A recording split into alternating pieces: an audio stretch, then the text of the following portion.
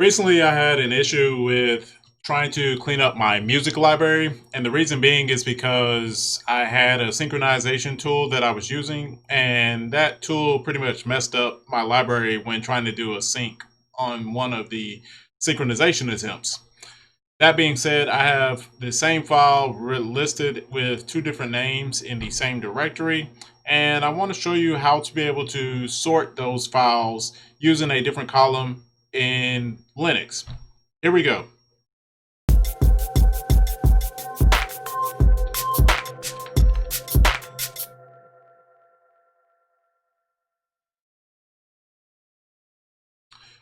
What's going on, fellow engineers? Thank you for checking out this video. If this is your first time to the channel, note that I come out with new videos every Tuesday and Saturday, so please be sure to check back often for new content. So as you see, I have part of my audiobook library here where I have duplicate files listed in the same directory. And what I wanted to do, normally when you're listing files in a directory, you can do ls-l and it will list them by their file name. However, I wanted to list them by the file size, which is this column right here, so that I could compare the duplicates that are in that directory. And so what I did was to use the ls-l command that I've used up here, and then you pipe that over to sort and then -k and then 5. Now, how did I get this last part here?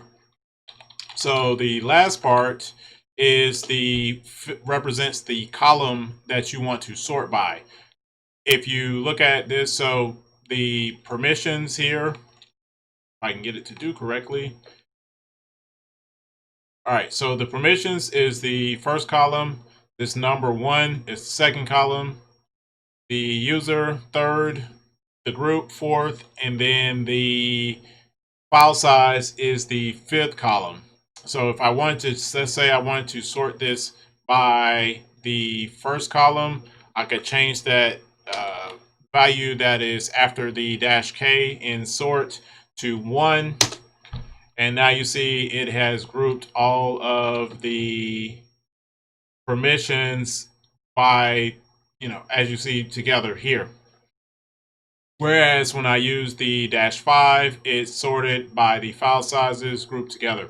And so this is a kind of an easy way that you can determine whether you have duplicate files in the same directory just by comparing the file size. There is a command that you can use to do this, but I wanted to do a manual comparison just to be able to show you a different way of being able to do this. So if you have any questions about this, leave those down in the comment section below, or you can also hit me up on Instagram and Twitter at almostengr with your question. Like I mentioned, if you have not already, please be sure to subscribe to the channel by clicking the subscribe button below. And if you have learned something by watching this video, please give this video a thumbs up. Until next time, peace out.